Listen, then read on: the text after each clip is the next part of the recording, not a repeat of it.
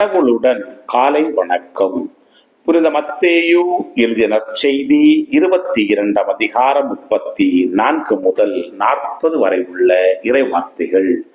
அக்காலத்தில் இயேசு சதிசேயரை வாயடைக்கச் செய்தார் என்பதை கேள்விப்பட்ட பரிசேயர் ஒன்று கூடி அவரிடம் வந்தனர்.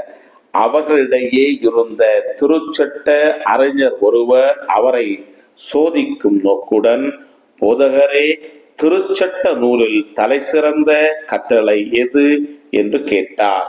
அவர், உன் முழு இதயத்தோடும் முழு உள்ளத்தோடும் முழு மனதோடும் உன் ஆண்டவராகிய கடவுளிடம் அன்பு செலுத்து, இதுவே தலை சிறந்த முதன்மையான கட்டளை. உன் மீது நீ அன்பு கூறுவது போல உனக்கு அடுத்திருப்பவர்கள் மீதும் அன்பு கூர்வாயாக என்பது இதற்கு இணையான இரண்டாவது கட்டளை.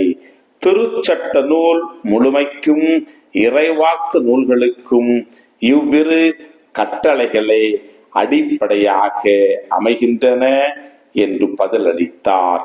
கிறிஸ்துவின் நற்செய்தி. இந்த நாள் இனிய நாளாக அமைய வாழ்த்துக்கள்.